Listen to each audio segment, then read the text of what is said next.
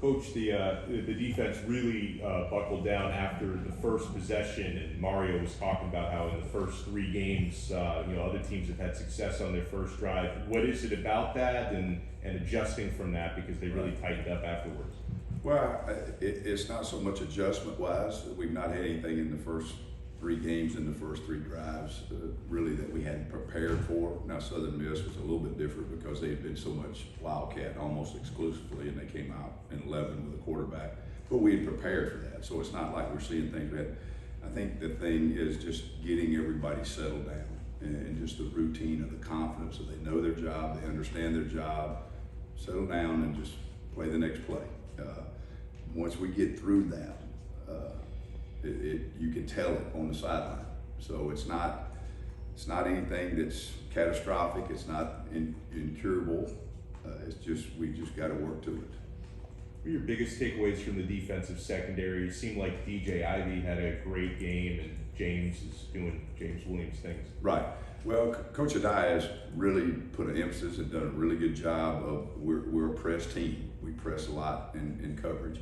And that's key because your feet have got to be, you got to move your feet correctly, and then you got to have offhand jam. You got to get your hands on them. And so we've really made a lot of progress there.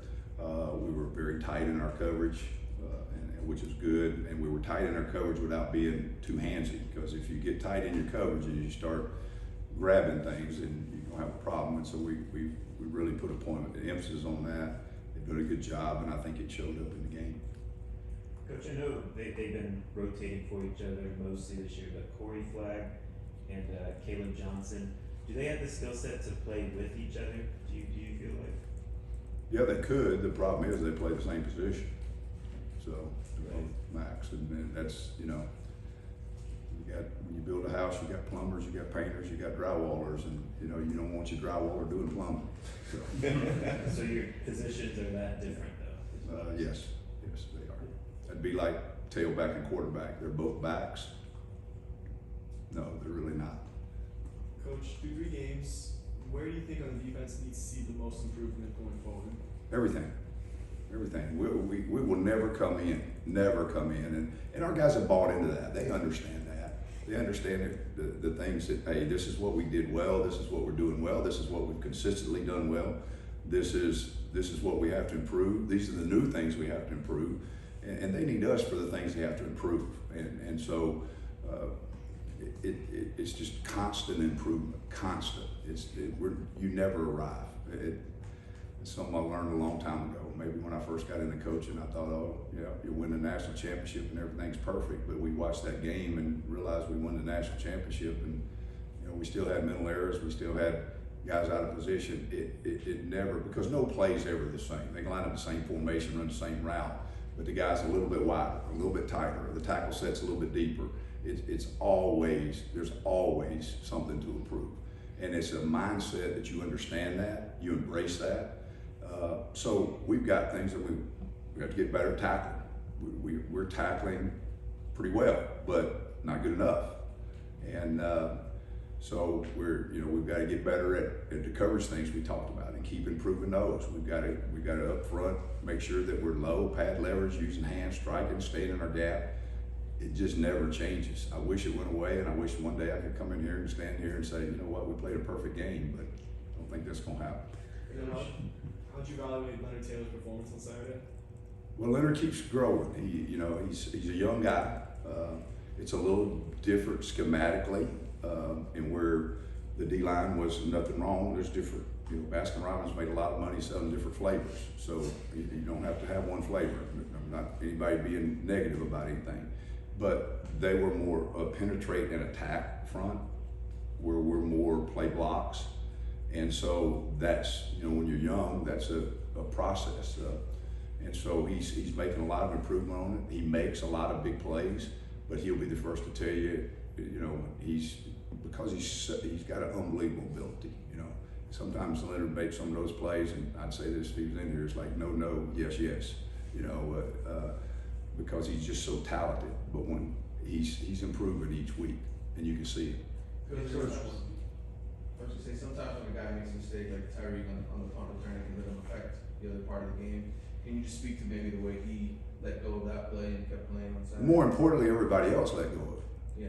You know, it's one thing for one guy to let go of it, but if it affects all 11, you know, that's part of the culture that coaches established here is next play culture, and that's not just a buzzword. You literally have to play the next play, and so he did a good job of that. It was communicated on the sideline. It was talked about it from us, from the other players. Hey, next play, next play, next play, and that's a buzzword for it. You know, my dad used to say a bad day doesn't indicate you're gonna have a bad life. You know, a bad play doesn't indicate you're gonna have a bad game. So you got to go play the next play. Coach, what do you make of the way that Daryl Jackson Jr. compliments Leonard Taylor, the way they play together? Well, there's two large human beings in there, and you know that's it eats up space. And then when you eat up space with guys that are very talented, that have quick feet, they've got really good explosion, they're strong, then they're just not a refrigerator sitting in there. I mean, they've got, you know, they've got a motor and they can move. So that obviously that complements and helps the whole defense when you can, you know, force people to run the edges.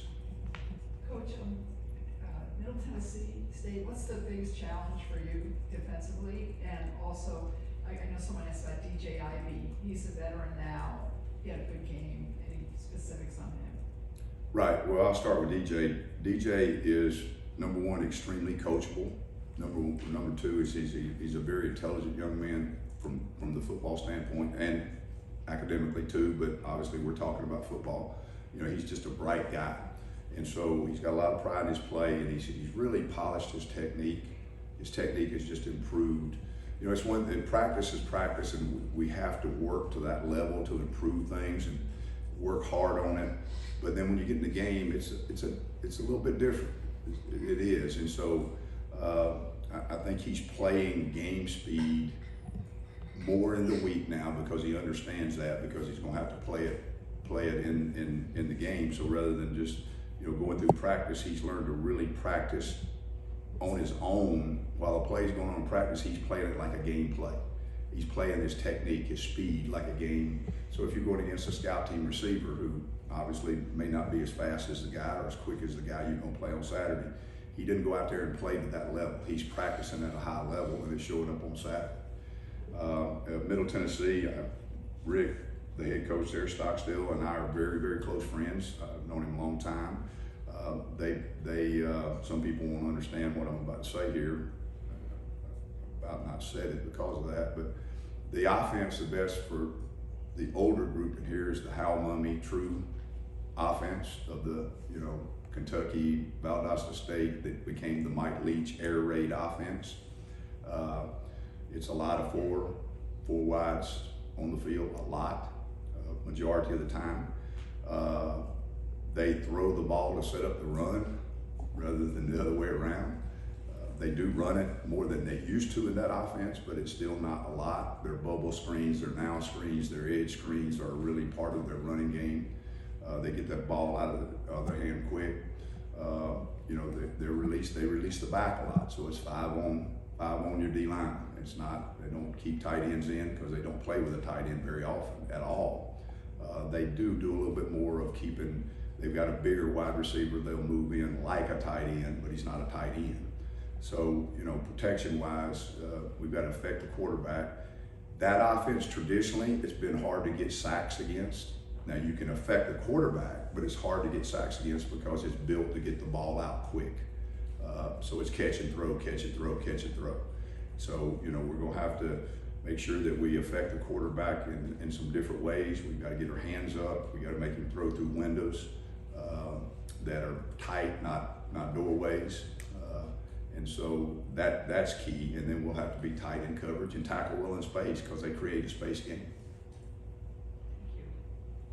Anything else for Coach, Coach? talk to us about Wesley Bassane, his development. He was in late in that game. Right. Let's talk to us about his development. And He's very talented. He is coming along nicely. I mean, he was very limited in spring, so we're talking about body work in the fall camp, which is, you know, you got a couple of weeks, then you get ready for games. So, but he has really embraced it. He's growing. You know, he can have a bright future if he keeps doing what he's doing. Coach, how would you evaluate the performance of Keontra Smith on Saturday? Well, not how I would, how I have, extensively, and not being corrective. It's just, you know, he is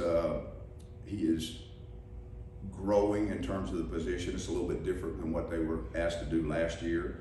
That particular position has some moving parts in it. So, I mean, you know, you're the adjuster in a lot of formations, and your gap changes. And so he's grown into that. He's starting to understand it. I think what showed up in that game the other night was his speed. You know, he's a very good player in space. He can run in space. He can change direction in space. Former safety, not a linebacker. And that showed up. You know, he'll be the first to tell you he's still growing in the downhill box plays that are in the phone booth, but that's not what he was used to. Thank you very much, Coach Steele. Thank you.